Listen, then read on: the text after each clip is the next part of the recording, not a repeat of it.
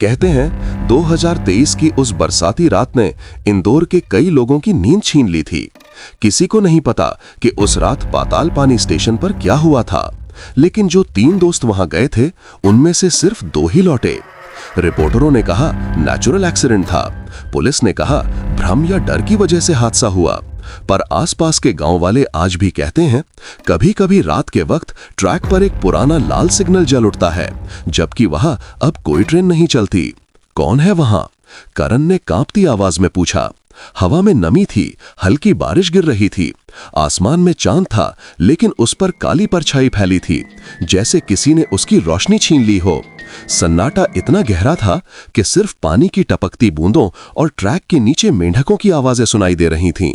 करण की टॉर्च कांपते हाथों में चमक रही थी।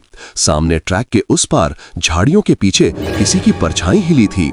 आवाज आई, बहुत धीमी, जैसे हवा में सरकती हुई, तुम्हें नहीं आना चाहिए था। दोस्तों, ये कहानी है साल 2023 घटित हुई इंदौर के पाताल पानी रेलवे स्टेशन की, जिसकी सच्चाई आज भी अनकही है। दोस्तों, कहानी शुरू होने से पहले आप लोगों से निवेदन है, यदि आपको ये कहानी पसंद आए तो वीडियो को लाइक, शेयर और चैनल को सब्सक्राइब जरूर करें। कहानी है साल 2023 की। राहुल, आदित्य और करण, 3 दोस्त, 3 स्वभाव। राहुल थोड़ा निडर, हमेशा कैमरा साथ रखता था। आदित्य साइलेंट लेकिन ऑब्जर्वर, हर चीज को नोटिस करता। करण जोश में रहने वाला, थोड़ा जिद्दी। रविवार की शाम थी, 10 जून। इंदौर में बारिश के बाद की ठंडी हवा बह रही थी। कॉफी हाउस में बैठे तीनों ने अचानक प्लान बनाया, कल सुबह चलते हैं पाताल पानी झरना, बारिश में बहुत खूबसूरत लगता है। राहुल हंसा, सुना है वहां रात में कोई नहीं रुकता। करण बोला, यही तो मजा है भाई, डर वहीं तो है जहां जवाब नहीं। अगले दिन दोपहर तक सब कुछ सामान्य था। गाड़ी में गाने, हंसी, बारिश की बूंदें शीशे पर फिसलती हुईं। पर जैसे जैसे वो इंदौर से दूर जा रहे थे, वैसे वैसे सिग्नल कमजोर होने लगा, नेटवर्क खत्म और सड़क के किनारे झाड़ियां घनी होती गईं। शाम 7 बजे के करीब सूरज डूब चुका था। झरना दिखने लगा, पर उसके पास जाने वाली सीढ़ियां फिसलन भरी थीं। वहां एक बूढ़ा चाय वाला मिला। उसने चुपचाप चाय दी और बोला, साहब 8 बजे से पहले निकल जाना, यहां रात में कुछ चीजें अपने रास्ते ढूंढती हैं। करण हंस पड़ा, डराने की नौकरी करता है क्या तू? बूढ़ा बस मुस्कुराया, उसकी आंखों में नमी थी। तीनों ने झरना देखा, वीडियो शूट किए, लेकिन बारिश तेज हो गई तो करण ने कहा, चलो ऊपर ट्रैक दिखा था ना, वहीं चलते हैं, सुना है वहां पुराना स्टेशन है। आदित्य ने मना किया, पर करण नहीं माना। रात के 8:30 बजे वो तीनों उस सूने स्टेशन पर पहुंचे। जंग लगा बोर्ड, टूटे बेंच और बीच में एक पुराना ट्रैक। बारिश हल्की थी, पर हवा में लोहे की सी गंध थी, जैसे किसी ने अभी अभी वहां ट्रेन गुजारी हो। राहुल ने मोबाइल निकाला और बोला, भाई इंस्टा स्टोरी बनाते हैं, हॉन्टेड पाताल पानी। उसी वक्त ट्रैक के दूसरी ओर लाल सिग्नल लाइट जल उठी। एक पल को लगा कोई ट्रेन आ रही है, लेकिन कुछ सेकंड बाद वो लाइट झपकते हुए बुझ गई। करण मुस्कुराया, देखा कोई बकवास नहीं, ये तो सबने देखा। पर आदित्य की आंखें ट्रैक पर जमी थीं। वहां गीले पैरों के निशान थे, जो ट्रैक की तरफ जाते थे पर वापस आने के नहीं थे। तीनों दोस्त राहुल, आदित्य और करण प्लेटफॉर्म पर खड़े थे। बारिश हल्की थी, हवा ठंडी और नम थी। चांद की रोशनी पर काली परछाई फैली हुई थी। करण ने टॉर्च की रोशनी ट्रैक की तरफ घुमाई। कुछ सेकंड के लिए उसने देखा, ट्रैक के उस पार कोई साया हिला, बिल्कुल इंसान जैसा, लेकिन चेहरे और हाथों की कोई पहचान नहीं। करण ने धीरे से पूछा, कौन है वहां? सन्नाटा, सिर्फ हल्की बारिश की टपकती आवाज और प्लेटफॉर्म के पुराने लोहे का शोर। राहुल ने मजाक में कहा, अरे भाई कोई घूम रहा होगा, लेकिन आदित्य की आंखें ट्रैक पर जमी हुई थीं। वो धीरे से बोला, नहीं, ये इंसान नहीं है। जैसे ही वो ट्रैक की तरफ बढ़े, ट्रैक के बीचों बीच लाल सिग्नल की लाइट अचानक जल गई। हल्की बिजली चमकी और फिर रोशनी फ्लिकर करने लगी। राहुल ने कहा, देखा, मैंने कहा था कुछ भी नहीं है। लेकिन करण ने पीछे पलटकर देखा। सिग्नल के पास प्लेटफॉर्म के किनारे पुराना कोट पड़ा हुआ था, जैसे कोई अभी अभी वहां से चला गया हो। आदित्य ने कहा, रुको, ये हमारे बीच नहीं था जब हम यहाँ आए थे। तीनों के हाथ कांपने लगे। बारिश अब तेज नहीं थी, लेकिन हवा और ठंड ने हृदय की धड़कन तेज कर दी। जैसे ही राहुल ने कोट उठाया, धीरे से आवाज आई, एक हल्की फुसफुसाहट सीधे कान में, तुम यहाँ क्यों आए? तीनों एक दूसरे की तरफ देखने लगे, कोई नहीं था। फिर अचानक प्लेटफॉर्म के दूसरे छोर पर साया हिला और जैसे हवा के साथ गायब हो गया। करण ने कांपती आवाज में कहा, हम वापस चलते हैं। राहुल ने टॉर्च ऊपर उठाई और देखा, ट्रैक पर पैर के गीले निशान जो प्लेटफॉर्म से ट्रैक की ओर जाते थे, पर वापसी के निशान नहीं थे। हवा तेज हुई, टॉर्च की रोशनी लगातार झपक रही थी। बारिश की आवाज, दूर कहीं ट्रेन की सीटी जैसी ध्वनि और हांफते सांसों की आवाजें। करण ने कहा, ये इंसान नहीं हो सकता, ये कुछ और है, लेकिन कुछ भी स्पष्ट नहीं था। तीनों ने प्लेटफॉर्म के दूसरी तरफ कदम रखा। बारिश की बूंदें अब हल्की थीं, पर ठंडी हवा इतनी तेज थी कि रहस्य की आवाजें हवा में घुल रही थीं। आदित्य ने कहा, सुनो, कहीं से पैरों की आहट आ रही है। राहुल ने टॉर्च घुमाया, प्लेटफॉर्म खाली था, पर हवा की हल्की सरसराहट में ऐसा लगा जैसे कोई उनके आसपास चलता हुआ है। करण ने धीरे से कहा, ये कोई इंसान नहीं है, देखो कैसे साया हिल रहा है।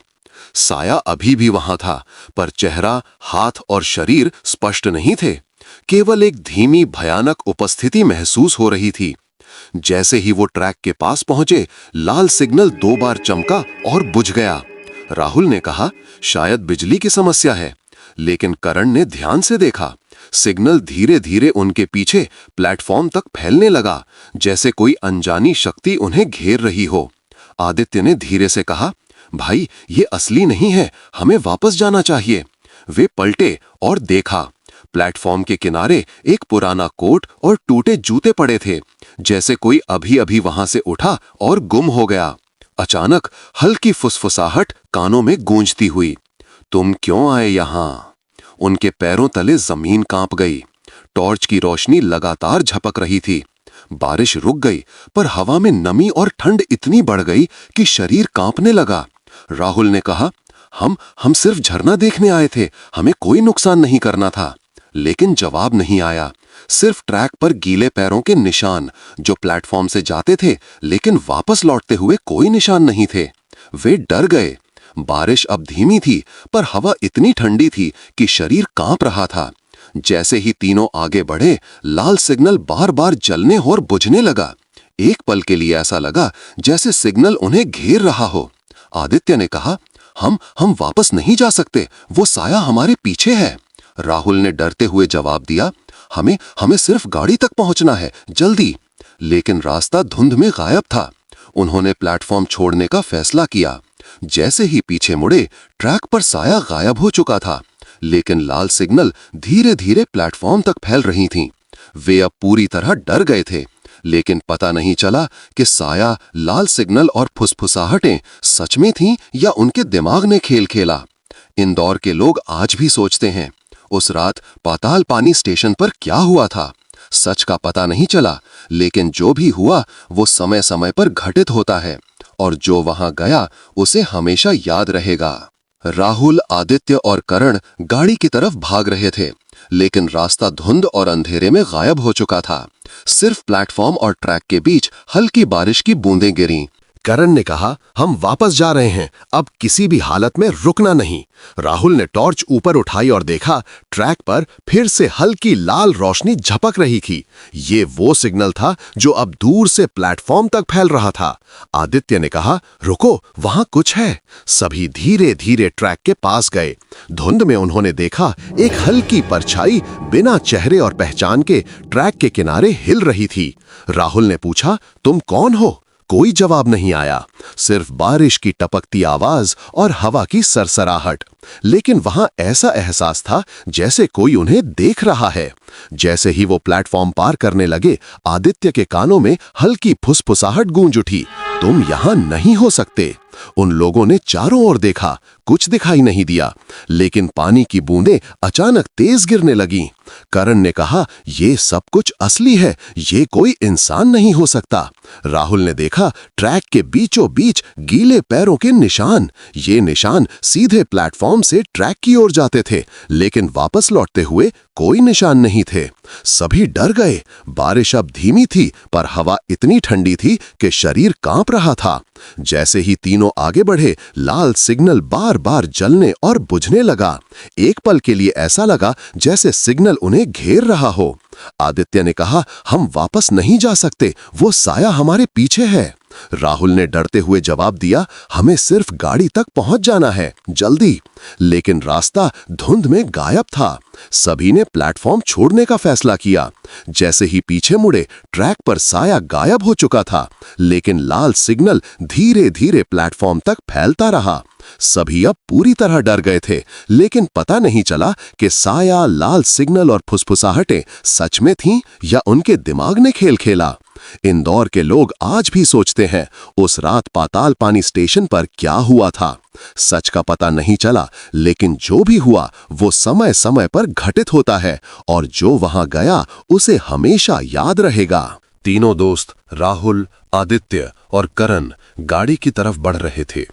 रास्ता धीरे धीरे जंगल में घुस रहा था। बारिश रुक चुकी थी, पर धुंध और ठंडी हवा ने माहौल डरावना बना दिया। आदित्य ने कहा, कहीं हम रास्ता तो खो नहीं रहे। करण ने टॉर्च की रोशनी चारों ओर घुमाई। सिर्फ साया, धुंध और टूटी हुई बेंचें दिखाई दीं। राहुल चुप रहा, लेकिन उसकी सांसें तेज और अनियमित हो गईं। जैसे ही वो ट्रैक के पास पहुंचे, लाल सिग्नल अचानक चमक उठा। धीरे धीरे रोशनी प्लेटफॉर्म से जंगल तक फैलने लगी। तीनों डर गए। करण ने धीरे से कहा, देखो, ये इंसान नहीं कर सकता, ये कुछ और है। आदित्य ने सिर झुकाया और बोला, हमें बस गाड़ी तक पहुंच जाना है। लेकिन ट्रैक के निशान अब और स्पष्ट हो गए थे। गीले पैरों के निशान सीधे जंगल में घुस रहे थे, लेकिन वापस कोई निशान नहीं थे। जैसे ही तीनों आगे बढ़े, आदित्य के कानों में हल्की फुसफुसाहट गूंज उठी, तुम यहां नहीं रह सकते। राहुल ने चारों ओर देखा, कोई नहीं था, लेकिन हवा में हल्का सा साया हिलता हुआ महसूस हुआ। करण ने टॉर्च घुमाई। साया अभी भी ट्रैक के पास था, चेहरा दिखाई नहीं दे रहा था, बस अनजानी उपस्थिति का एहसास। तीनों अब पूरी तरह डर गए थे। बारिश नहीं थी, पर धुंध और ठंडी हवा इतनी घनी थी कि हर कदम पर डर महसूस हो रहा था। राहुल ने कहा, हम वापस लौटेंगे, लेकिन जैसे ही उन्होंने पीछे मुड़ा, साया अचानक प्लेटफॉर्म के किनारे गायब हो गया और लाल सिग्नल धीरे धीरे ट्रैक से जंगल तक फैल गया। तीनों ने अपनी सांसें थाम लीं। कोई हंसी नहीं, कोई आवाज नहीं, सिर्फ धुंध और अंधेरा। करण ने देखा, जंगल की तरफ एक हल्का सा साया चल रहा था, लेकिन जैसे ही वो उसे देखने की कोशिश करता, धुंध उसे छिपा देती। आदित्य ने कहा, भाई, ये इंसान नहीं है, ये कोई परछाई है। राहुल ने हाँ में सिर हिलाया, लेकिन मन में डर ऐसा था कि शब्द नहीं निकल रहे थे। तीनों ने चुपचाप गाड़ी की तरफ कदम बढ़ाया। जैसे ही वे पीछे मुड़े, ट्रैक पर लाल सिग्नल धीरे धीरे बुझ गया, पर साया की मौजूदगी अभी भी महसूस हो रही थी।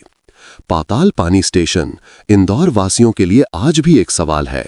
उस रात क्या हुआ, कौन था, क्या देखा गया, कोई नहीं जानता। बस डर, धुंध और लाल सिग्नल के बीच तीन दोस्तों की यादें रह गईं। तीनों दोस्त राहुल, आदित्य और करण गाड़ी की ओर बढ़ रहे थे, लेकिन रास्ता घना जंगल और धुंध में खो चुका था। बारिश रुकी थी, पर हवा ठंडी और लगातार सरसराती रही, जिससे डर का एहसास और बढ़ गया। आदित्य ने धीरे कहा, हम रास्ता खो चुके हैं, कहीं से भी रोशनी नहीं है। करण ने टॉर्च ऊपर उठाई। सिर्फ प्लेटफॉर्म और ट्रैक की धुंध में धुंधली परछाई दिखी। जैसे ही तीनों ट्रैक के पास पहुंचे, लाल सिग्नल अचानक तेजी से जल उठा। धीरे धीरे सिग्नल की रोशनी प्लेटफॉर्म से जंगल तक फैल गई। राहुल ने कहा, ये तो असली नहीं हो सकता। करण ने ध्यान से देखा, सिग्नल बार बार झपक रहा था, जैसे उन्हें ट्रैक की ओर बुला रहा। आदित्य ने कान लगाकर सुना, कदमों की आवाजें, धीमे, लगातार, लेकिन कोई दिखाई नहीं दे रहा था। राहुल ने हंसते हुए कहा, शायद बारिश की वजह से पानी में कोई चल रहा है। पर करण की नजर ट्रैक पर जमी थी। वहां गीले पैरों के निशान लगातार बढ़ रहे थे, लेकिन वापसी के कोई निशान नहीं थे। जैसे ही तीनों आगे बढ़े, धुंध में अचानक एक शैडो हिला प्लेटफॉर्म के किनारे। चेहरा दिखाई नहीं दे रहा था, बस हल्की परछाई और अनजाना डर। आदित्य ने कांपते हुए कहा, ये इंसान नहीं है, कुछ और है। राहुल ने सिर हिलाया। तीनों अब पूरी तरह डर गए थे। हवा तेज हुई। आदित्य ने अपने कानों ने सुना, तुम यहां नहीं रह सकते। तीनों खड़े प्लेटफॉर्म पर चुपचाप सिर्फ डर महसूस कर रहे थे। साया धीरे धीरे ट्रैक के किनारे हिलता रहा, लाल सिग्नल बार बार चमकता और तीनों ने चुपचाप गाड़ी की ओर कदम बढ़ाया। जैसे ही पीछे मुड़े, ट्रैक पर कोई नहीं था, सिर्फ धुंध, ठंडी हवा और लाल सिग्नल की हल्की झिलमिलाहट। तीनों दोस्तों ने उस रात जो देखा वो कभी स्पष्ट नहीं हुआ, न भूत न इंसान, बस शैडोज, फुटस्टेप्स और लाल सिग्नल। इंदौर के लोग आज भी सोचते हैं, उस रात पाताल पानी में आखिर क्या हुआ था। सच किसी ने नहीं जाना, और जो हुआ वो समय समय पर दोहराया जाता है। तीनों दोस्त राहुल, आदित्य और करण अब जंगल के बीच ट्रैक पर खड़े थे। धुंध इतनी घनी थी कि टॉर्च की रोशनी भी कुछ दूर नहीं दिखा रही थी। बारिश बंद थी, लेकिन हवा लगातार सरसराती रही। करण ने धीरे कहा, भाई ये जगह कुछ सही नहीं है। राहुल ने सिर हिलाया, लेकिन मन ही मन डर रहा था। जैसे ही तीनों आगे बढ़े, धुंध में एक हल्की परछाई हिलती दिखी, प्लेटफॉर्म के किनारे, लगभग ट्रैक के पैरेलल।